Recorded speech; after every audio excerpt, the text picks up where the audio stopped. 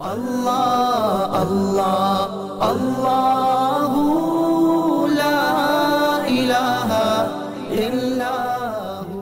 بسم اللہ الرحمن الرحیم۔ اس میں مبشرہ یہ ہے کہ رازق ہونا اللہ کی صفت ہے، وہ تو رزق اس نے دینا ہے۔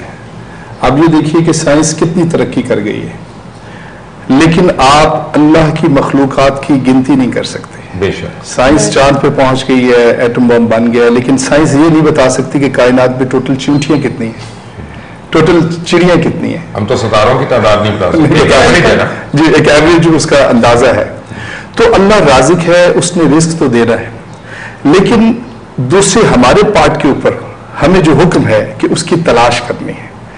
رزق کو تلاش کرنا ہمارے حصے میں ہے، اور رازق پھر اپنی عطا اس شخص پہ کرتا ہے۔ اور رحمت عالم صلی اللہ علیہ وسلم نے ارشاد فرمایا کہ الکاسب حبیب اللہ، کہ محنت والا جو ہے اللہ کا دوست ہے۔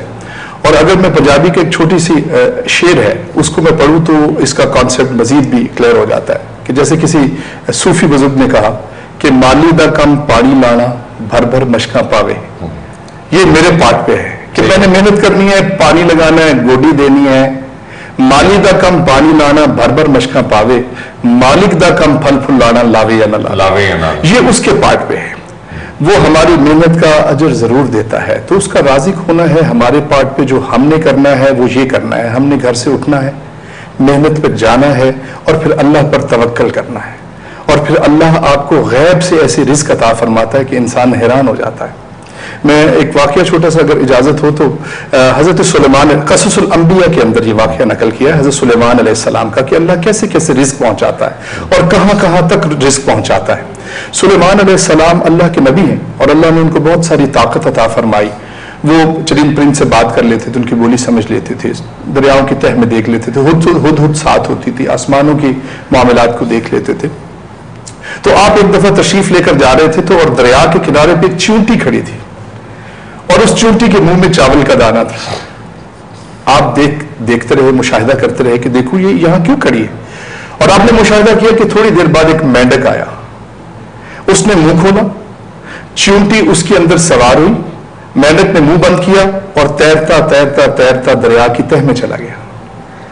اب دریا کی تہ میں ایک پتھر تھا، اس کے ساتھ جا کر اس نے منہ لگا لیا، کچھ دیر کھڑا رہا، پھر واپس آیا، دریا کے کنارے پر منہ کھولا، چیونٹی باہر آئی اور وہ مینڈک چلا گیا۔ اب اس کے منہ میں چاول کا دانہ ہی نہیں تھا۔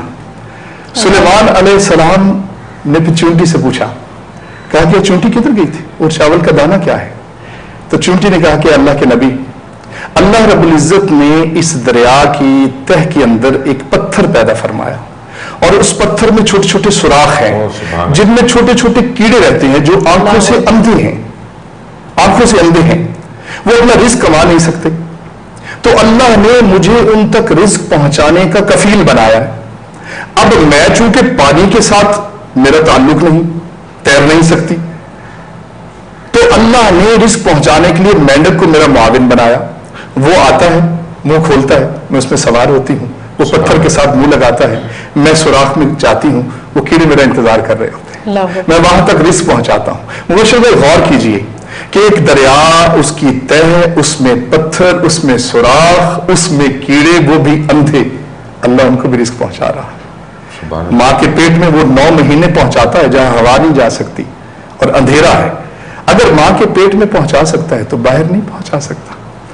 اللہ کس کس طرح اپنی مخلوق کو پال رہا ہے، انسان حیران ہے۔ اور یہ بھی اس سے ثابت ہوتا ہے کہ جب اللہ رب العزت جب آپ سے ڈیوٹی لیتا ہے نا، تو اللہ رب العزت آپ کو معاونین خود ہی عطا کرتا ہے۔ پھر آپ کے لیے کوئی چیز معنی نہیں رکھتی کہ بھی میں پانی میں کیسے جاؤں گا، سمندر وہاں تک رزق کیسے پہنچے گا۔ اللہ جب آپ کو سلیکٹ کر لیتا ہے تو اللہ کائنات کی ہر چیز آپ کی معاون بنا دیتا ہے۔